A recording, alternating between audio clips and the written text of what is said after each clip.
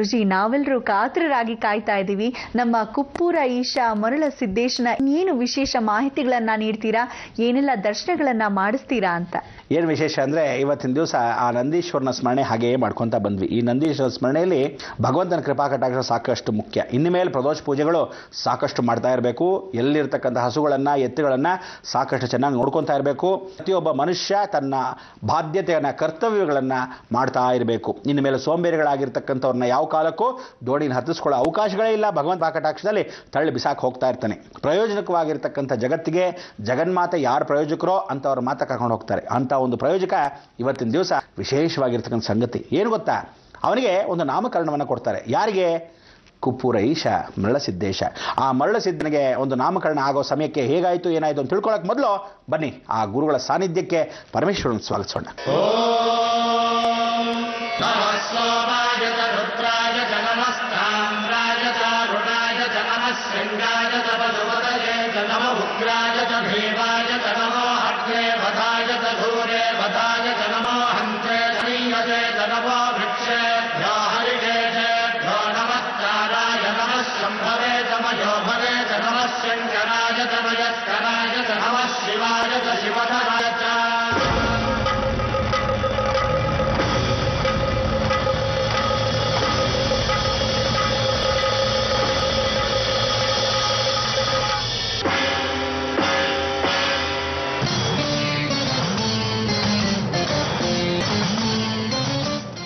ಎಂಥ ಒಂದು ಜ್ಞಾನಸಿದ್ಧಿ! ಆ ಪರಮೇಶ್ವರನ ಕೃಪಾಕಟಾಕ್ಷಕ್ಕೆ ಸಾವಿರಾರು ಜನಗಳು, ಎಷ್ಟೋ ಲಕ್ಷಾಂತರ ಜನಗಳು ಕಾಯ ವಾಚ ಮನಸ್ಸು, ಆ ಮನಸ್ಫೂರ್ತಿಯಾಗಿರ್ತಕ್ಕಂಥ ದೇವತೆ ನೋಡಿದ್ರೆ ಎಷ್ಟು ಚೆನ್ನಾಗಿದೆ. ಆ ಮೂರು ಮುಖವಾಡಗಳು ಇನ್ಯಾರೂ ಅಲ್ಲ, ಸಾಕ್ಷಾತ್ ಬ್ರಹ್ಮ ವಿಷ್ಣು ಮಹೇಶ್ವರ ಒಂದು ಸಂಗಮ. ಈ ಒಂದು ತ್ರಿಗುಣಾಚಾರದ ಸ್ಮರಣೆ ಮಾಡ್ಕೊಳ್ತಕ್ಕಂಥ ಅನುಗ್ರಹ ಅಂದರೆ ಆ ಯುಗ, ಈ ಯುಗ, ಮತ್ತೊಂದು ಯುಗ ಅಂತಾಗೆ ತ್ರೇತಾಯುಗ, ದ್ವಾಪರ ಯುಗ, ಕಲಿಯುಗ, ಮೂರು ಯುಗಗಳ ಕಾಲದಲ್ಲಿ ಪರಮೇಶ್ವರನ ಕೃಪಾಕಟಾಕ್ಷದಲ್ಲಿ ನಂದೀಶ್ವರನು ಭೂಸ್ಪರ್ಶ ಮಾಡಿರತಕ್ಕಂಥ ಒಂದು ವಿಶೇಷವಾಗಿರ್ತಕ್ಕಂಥ ನಂದೀಶ್ವರನು ಅವನು ಹುಟ್ಟಿದಾಗ ನಾಮಕರಣ ಮಾಡೋಕ್ಕೆ ತಂದೆ ತಾಯಂದಿರಾಗಿರ್ತಕ್ಕಂಥವ್ರು ವಿಶೇಷವಾಗಿರ್ತಕ್ಕಂಥ ಒಂದು ಗುರುಕುಲ ಕರ್ಕೊಂಡು ಹೋಗ್ತಾರೆ. ಗುರುಕುಲದಲ್ಲಿ ಪ್ರಾರ್ಥನೆ ಮಾಡ್ಕೊಂತ ಗುರುಗಳೇ ಬರ್ತಾರಾ, ಈಗ ಬರ್ತಾರಾ ಅಂತ ಹೇಳಿದ್ರೆ ಗುರುಗಳು ಎಲ್ಲೋ ಹೊಟ್ಟೋಗಿರ್ತಾರೆ ಜಂಗಮರು. ಆ ಗುರು ವಿದೇಶವಾಗಿರ್ತಕ್ಕಂಥದ್ದಲ್ಲಿ ಎಲ್ಲೋ ಸಂಚಾರಕ್ಕೆ ಹೋಗಿರೋರು, ಲೋಕರೌಡಿ ಆಗಿರ್ತಕ್ಕಂಥವ್ರು ಯಾವ್ಯಾವುದೋ ಊರಲ್ಲಿ ಒಂದು ವಿಶೇಷವಾಗಿರ್ತಕ್ಕಂಥ ಭಿಕ್ಷಾಟನೆಗೆ ಹೋಗಿರ್ತಾರೆ. ಭಿಕ್ಷಾಟನೆ ಅಂದ್ರೇನು, ಎಲ್ಲಿ ಭಿಕ್ಷೆಯನ್ನು ಬೇಡ್ತಾರೋ ಆ ಭಿಕ್ಷೆಯನ್ನು ಅಲ್ಲಿ ಸ್ವೀಕರಿಸಿ ನಂತರ ಬಂದಿರತಕ್ಕಂಥ ಒಂದು ಪಾತ್ರೆಯಲ್ಲಿ ಏನು ಭಿಕ್ಷೆಯನ್ನು ತಗೊಂಡಿರ್ತಾರೋ ಇಲ್ಲಿ ಬಂದು ಅನ್ನದಾನವನ್ನು ಕ್ಷೇತ್ರದಲ್ಲಿ ಮಾಡ್ತಕ್ಕಂಥದ್ದು. ಇದು ಔಪಾಸನೆ ಕ್ರಿಯೆ. ಈ ಉಪಾಸನೆ ಕ್ರಿಯೆನ ಆ ಕಾಲದಿಂದ ದತ್ತಾತ್ರೇಯದಲ್ಲಿ ಗಾಣಗಾಪುರದಲ್ಲೂ ಮಾಡ್ತಾರೆ, ಪರಶುರಾಮ ಕ್ಷೇತ್ರದಲ್ಲಿ ಮಾಡ್ತಾರೆ, ವಿಶೇಷವಾಗಿರ್ತಕ್ಕಂಥ ಈ ಒಂದು ಕ್ಷೇತ್ರದಲ್ಲೂ ಮಾಡ್ತಾರೆ. ಇಲ್ಲಿ ನಿಜವಾಗ್ಲೂ ಗುರು ಭಕ್ತಿ ಇರ್ತಕ್ಕಂಥವ್ರು ಗುರು ದೋಷ ಪರಿಹಾರ ಮಾಡ್ಕೋಬೇಕಾದ್ರೆ ಈ ಕ್ಷೇತ್ರದಲ್ಲಿ ಬಂದು ಭಿಕ್ಷೆಯನ್ನು ಬಿಡಬೇಕು. ಸುಮಾರು ಒಂದು 10 ಜನ ಮನೆ ಭಿಕ್ಷೆಯನ್ನು ಬಿಡಬೇಕು, ಇಲ್ಲ ಒಂದು 21 ಜನ ಭಿಕ್ಷೆಯನ್ನು ಬಿಡಬೇಕು, 16 ಜನದ ಮನೆಯನ್ನು ಭಿಕ್ಷೆ ಇಡಬೇಕು.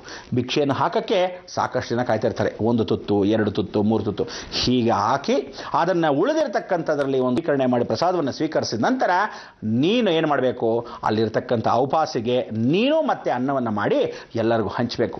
ಹಸು, ಕ್ರಿಮಿ, ಕೀಟ, ಜೀವರಾಶಿಗಳಾಗಿರ್ತಕ್ಕಂಥ ಎಲ್ಲದಕ್ಕೂ ಹಂಚಬೇಕು. ಹೇಗೆ ಅಂದರೆ ಅಕ್ಕಿಯನ್ನು ತಗೊಳ್ಳೋದು, ಒಂದಷ್ಟು ಪಕ್ಷಿಗಳಿಗೆ ಹಾಕೋದು, ಭತ್ತವನ್ನು ತಗೊಳ್ಳೋದು, ಒಂದಷ್ಟು ಪಕ್ಷಿಗೆ ಹಾಕೋದು, ಧಾನ್ಯ ತಗೊಳ್ಳೋದು, ಒಂದಷ್ಟು ಪಕ್ಷಿಗಳು ಹಾಕೋದು, ತದನಂತರ ಹಸುಗಳು ಬಂದಾಗ ಆ ಬೆಲ್ಲ ಅಕ್ಕಿಯನ್ನು ತೆಗೆದುಕೊಂಡು ಕೊಡುವುದು. ಇದಾದ ಮೇಲೆ ಊಟವನ್ನು ಬಡಿಸಿರ್ತಕ್ಕಂಥ ಮೊಸರನ್ನೋ, ಚಿತ್ರಾನ್ನನೋ, ಪುಳಿಯೋಗರೆನೋ ಏನು ಮಾಡ್ತಿರೋ ಆದರೆ ಅಲ್ಲೇ ಈ ಕ್ಷೇತ್ರದ ಮಹಿಮೆ ಇನ್ನೊಂದಿನ ಗೊತ್ತಾ?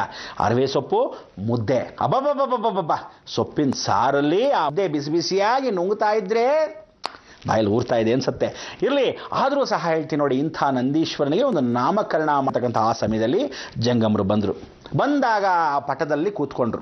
ಅವರ ಪಟ್ಟದ ಮೇಲೆ ಕೂತ್ಕೊಂಡು ಯಾರೀ ಮಗು ಒಳ್ಳೆ ತೇಜಸ್ಸಾಗಿದೆ, ಎಷ್ಟು ಸಂತೋಷವಾಯಿತು ಪಾಪ ಇಲ್ಲಿ ಅಂಥೇಳಿ ಆ ತಲೆಯನ್ನು ಸವರ್ತಾರೆ. ಸವರಿದಾಗ ಇವರು ಜ್ಞಾನ ಸಿದ್ಧಿಯನ್ನು ಪಡೆದ ಅಷ್ಟೂ ವರ್ಷಗಳ ಕಾಲ ಸಿದ್ಧಿ ಏನೋ ಹೊಟ್ಟೋಗ್ತಾ ಇದೆಯೇನೋ, ಅವರಲ್ಲಿ ಆ ತೇಜಸ್ಸು ಮತ್ತೆ ತಿರುಗಿ ಈ ಮಗು ಕೇಂದ್ರೀಕರಿಸ್ತಾ ಇದೆಯೇನೋ, ಅಥವಾ ಈ ಮಗುವಲ್ಲಿರ್ತಕ್ಕಂಥ ಶಕ್ತಿ ನನ್ನ ಶಕ್ತಿಯನ್ನು ಎಳ್ಕೊಂಡ್ಬಿಡ್ತಾ ಇದೆಯೇನೋ, ಅಥವಾ ಎರಡೂ ಶಕ್ತಿಗಳು ಒಂದಾಗಿ ಗೊತ್ತಿಲ್ಲ ಅನ್ನೋ ಭಾವನೆ ಗುರುಗಳಿಗೆ ಆಯಿತು. ಆಗ ಅವರು ಹೇಳ್ತಾರೆ, ಅಯ್ಯೋ ಇದಕ್ಕೆ ಹೋಗಿ ನಾಮಕರಣ ಅಂತಿದ್ದೀರಾ, ನೀವೆಲ್ಲ ವಂಶ ಪಾರಂಪರೆಗೆ ಬಂದು ನಿಮ್ಮ ಕುಟುಂಬಗಳಲ್ಲಿರ್ತಕ್ಕಂಥ ಮಕ್ಕಳಿಗೆ ಈ ಮಠದಲ್ಲೇ ಒಂದು ನಾಮಕರಣವನ್ನು ಮಾಡ್ಕೊತಾ ಇದ್ರಿ. ಆದರೆ ಇನ್ನು ಮೇಲೆ ಈ ಮಗುಗೆ ನಾಮಕರಣ ಅನ್ನೋದು ಖಂಡಿತ ಸಾಧ್ಯವಿಲ್ಲ. ಯಾಕೆಂದ್ರೆ ಈ ಮಗುನೇ ಸಾಕ್ಷಾತ್ ಎಷ್ಟು ತೇಜೋಮಯಿ ಅಂದರೆ ಎಲ್ಲರ ತಲೆಯಲ್ಲಿರ್ತಕ್ಕಂಥ ಒಂದು ಗೊಂದಲ, ಎಲ್ಲರ ತಲೆಯಲ್ಲಿರ್ತಕ್ಕಂಥ ಕೆಟ್ಟ ಭಾವನೆಗಳು, ಎಲ್ಲರ ತಲೆ ಕೆಟ್ಟ ಹೋಗಿದ್ದ ಪಕ್ಷದಲ್ಲಿ ಹುಟ್ಟಾಗಿರೋ ರೀತಿಯಲ್ಲಿ ಅವರ ಮನೋಸ್ಥಿತಿ ಸರಿ ಇಲ್ಲದಿದ್ದ ಪಕ್ಷದಲ್ಲಿ ಸರಿ ಮಾಡೋ ಏಕೈಕ ದಿವ್ಯ ರೂಪನೇ ಸಾಕ್ಷಾತ್ ಇವನು. ಇಂಥ ಒಂದು ಸಿದ್ಧಿ ಪುರುಷ ಭೂಮಿಯ ಮೇಲೆ ಹುಟ್ಟಾನೆ ಅಂದರೆ ಆ ನಂದಿ ನಂದೀಶ್ವರನೇ ಸಾಕ್ಷಿ ರೂಪ. ಅದಕ್ಕೋಸ್ಕರ ಇವನಿಗೆ ಮರುಳ ಸಿದ್ಧ ಅಂಥೇಳಿ ಮರುಳ ಸಿದ್ದೇಶ್ವರ ಅಂಥೇಳಿ ನಾಮಕರಣವನ್ನು ಮಾಡಿದ್ರು. ಅಂಥೇಳಿ ಅಕ್ಷತೆಯನ್ನು ಹಾಕಿ ದಂಪತಿಗಳ ಸಮೇತ ಮಗುಗೆ ನಮಸ್ಕಾರ ಮಾಡಿಸ್ಕೊಂಡ್ರು. ಆದರೆ ಆ ಮಗು ನಗುತ್ತಾ ಗುರುಗಳು ನೋಡ್ತಾ ಇತ್ತು. ಆ ನಗು ಮುಖದಲ್ಲಿ ನೋಡ್ತಾ ಇದ್ದಾಗ ಪರಮೇಶ್ವರನೇ ಏನೋ ಈಶ್ವರ ನೋಡ್ತಾ ಇದ್ದಾನ, ಅಥವಾ ನಂದೀಶ್ವರನೋ ಜಂಗಮನ ನೋಡ್ತಾ ಇದ್ದಾನ ಈಶ್ವರನ ಸ್ವರೂಪದಲ್ಲಿ. ಆ ಭಾವನೆ ಗುರು ಮತ್ತು ಭಕ್ತನಿಗೆ ಮತ್ತು ಗುರುವಿಗೆ ಅಂಥ ಒಂದು ವೈಷಮ್ಯ ಈ ಒಂದು ಕ್ಷೇತ್ರದಲ್ಲಿ ನಡೀತು. ಎಂಥ ಒಂದು ವೈಶಿಷ್ಟ್ಯತೆ. ಅದಕ್ಕೆ ಇಲ್ಲಿ ಏನು ಹೇಳುತ್ತೆ ಅಂದರೆ, ಯಾವ ಒಬ್ಬ ಮಗ ತಾನು ಗುರುಕುಲಕ್ಕೆ ಹೋಗ್ತಾನೋ ಗುರು ತಾನೂ ಆಗಬಹುದು. ಅಂದರೆ ಗುರು ಹೇಳ್ತಾನಂತೆ, ನೀನು ನಂತರ ಪೀಠಾಧಿಪತಿ ಆಗಬಹುದು, ನೀನು ನಂತರ ಗುರು ಆಗಬಹುದು ಅನ್ನೋ ಏಕೈಕ ಸ್ಥಳದಲ್ಲಿ ದಿವ್ಯ ರೂಪ, ಅಂಥ ಒಂದು ದಿವ್ಯ ರೂಪ, ದಿವ್ಯ ಚಕ್ಷಸ್ಸು ಈ ಒಂದು ಕ್ಷೇತ್ರದಲ್ಲಿ ಸಾಧ್ಯ. ಅದೇ ಕುಪ್ಪೂರು ಸಿದ್ದೇಶ್ವರನ ಕ್ಷೇತ್ರ. ಇಂಥ ಒಂದು ಕುಪ್ಪೂರು ಕ್ಷೇತ್ರದಲ್ಲಿ ನಾವು ಏನು ಹೇಳ್ತೀವಿ, ಸಿದ್ಧಿಯನ್ನು ಪಡಿಬೇಕಾದ್ರೆ ಪ್ರತಿಯೊಬ್ಬ ಮನುಷ್ಯ ಸಾಧನೆಯನ್ನು ಮಾಡಬೇಕು ಅಂತೀವಿ. ಆದರೆ ಈ ಕ್ಷೇತ್ರದ ಊಟದ ಸ್ವಲ್ಪ ಮಟ್ಟಿಗೆ ಮರಳು ತಗೊಂತೆ. ಆ ಮರಳನ್ನು ತಗೊಂಡು ಈ ಕೆರೆ ಪಕ್ಕದಲ್ಲೇ ಇದೆ. ಅದು ಬಂದು ಮೊದಲಾಗಿ ನದಿಯಾಗಿ ಹರಿತಾ ಇತ್ತು. ಆ ನದಿ ಕೋಡಿ ಹರಿತಾ ಬಂದು ಕೆರೆಯಲ್ಲಿ ಸೇರ್ಕೊಂತಾ ಬಂತು. ಕೆರೆ ಕೋಡಿ ಆಯಿತು. ತದನಂತರ ದಕ್ಷಿಣಾಭಿಮುಖದಲ್ಲಿ ಆ ನೀರಿದೆ. ಇವತ್ತಿಗೂ ನೋಡಿ, ಋಣವನ್ನು ಯಾರು ತೀರಿಸ್ಕೋಬೇಕೋ ಈಶ್ವರನ ಹಿಂದ್ಗಡೆ ಇರತಕ್ಕಂಥ ಕಟ್ಟೆಯಲ್ಲಿ ಯಾವಾಗ ನೀರು ನಿಂತಿರುತ್ತೋ ಅಲ್ಲಿ ಸಾಕ್ಷಾತ್ ಪರಮೇಶ್ವರ ವಾಸವಾಗಿರ್ತಾನೆ. ಇಲ್ಲಿ ಸಿದ್ದೇಶ್ವರನು ಏನು ಮಾಡಿದ್ರು, ಒಂದು ಮಂಟಪದಲ್ಲಿ ಈಶ್ವರನ ಲಿಂಗವನ್ನು ಪ್ರತಿಷ್ಠಾಪನೆ ಮಾಡಿದ್ರು. ಆ ಕಾಲದಲ್ಲಿ ಅಂದರೆ ನಂದೀಶ್ವರನ ಪ್ರತಿಷ್ಠಾಪನೆ ಮಾಡಿರೋ ಉದ್ದೇಶ ಆ ನೀರಲ್ಲೇ ಇದೆ. ಯಾರ ಋಣ ತೀರಿಸ್ಕೋಬೇಕು, ಒಂದು ಸ್ವಲ್ಪ ಮರಳು ತಗೋಬೇಕಂತೆ. ಈ ಕ್ಷೇತ್ರದಲ್ಲಿರ್ತಕ್ಕಂಥ ಕೆರೆಯಲ್ಲಿ ನೀವು ಕೆರೆ ನೋಡಿದ್ರಲ್ಲ, ಆ ಮರಳೆ ಸಿದ್ದೇಶ್ವರನ ಕ್ಷೇತ್ರ. ಅದಕ್ಕೆ ಆ ಕೆರೆಯಲ್ಲಿ ಹೀಗೆ ಒಂದು ಹಿಡಿ ಮಣ್ಣನ್ನು ಪರಮೇಶ್ವರನ ನೆನೆಸ್ಕೊಂಡು ಹಾಕಬೇಕಂತೆ. ನನ್ನ ಋಣವನ್ನು ಹರಿಸ್ತಕ್ಕಂಥ ನೀನು ಈ ಭೂಮಿಯ ಋಣನ್ನು ಅದೆಷ್ಟು ಬೇಗ ಅಂದರೆ ಮೋಕ್ಷವನ್ನು ಕಲ್ಪಿಸ್ಕೊಡ್ತಕ್ಕಂಥವನು ಇದೇ ಕ್ಷೇತ್ರ. ಅದಕ್ಕೆ ಒಬ್ಬೊಬ್ಬರಾಗಿ ಹೋಗಬೇಕು, ನೀರಲ್ಲಿ ಸ್ನಾನ ಮಾಡಬೇಕು. ತದನಂತರ ಮೇಲೆ ಬಂದು ಒಂದು ಹಿಡಿ ಮಣ್ಣನ್ನು ತೆಗೆದು ಪರಮೇಶ್ವರ ಒಳಗಡೆ ಇದ್ದಾನೆ ಅಂದರೆ ಆ ಕೆರೆ ಒಳಭಾಗದಲ್ಲಿ ಇದ್ದಾನೆ. ಇವತ್ತಿಗೂ ಅದು ಕಾಣಲ್ಲ, ಯಾಕೆಂದರೆ ಕೆರೆ ಕೋಡಿ ಯಾವತ್ತು ತುಂಬಿರುತ್ತೆ. ಇದು 12 ವರ್ಷಕ್ಕೊಂದ್ಸಲಿ ನೀರು ಕಮ್ಮಿ ಆದಾಗ ಹೊರಗಡೆ ಇರತಕ್ಕಂಥ ಈಶ್ವರನ ಪ್ರಕಟವಾಗ್ತಾನೆ. ಆಗ ನಂದೀಶ್ವರನ ಬಾಯಿ ತೆಗೆದು ಪರಮೇಶ್ವರನಿಗೆ ಜಪವನ್ನು ಮಾಡತಕ್ಕಂಥ ಒಂದು ಸಾನ್ನಿಧ್ಯ. ಅದೇ ಈ ವಿಶೇಷವಾಗಿರ್ತಕ್ಕಂಥ ವರ್ಷವು 2012ಕ್ಕೆ 12 ವರ್ಷಗಳ ಕಾಲ ಆಗುತ್ತೆ.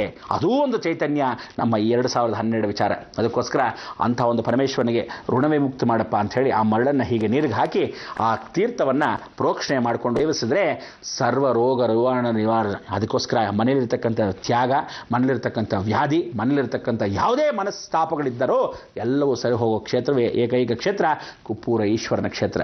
ಇಂಥ ಒಂದು ಕುಪ್ಪೂರ ಕ್ಷೇತ್ರದಲ್ಲಿ ನೀವು ನಾವು ಪಾಲ್ಗೊಂಡಿರೋದು ಸಾಕಷ್ಟು ವಿಸ್ಮಯ. ಇಂಥ ಒಂದು ವಿಸ್ಮಯ ಮತ್ತಷ್ಟು ಮಗದಷ್ಟು ತಿಳ್ಕೊಳ್ಳೋ ಆಸಕ್ತಿ ಇದ್ದರೆ ಕಾಯ್ತಾ ಇರಿ, ಈಗ ಬಂದ್ರಿ.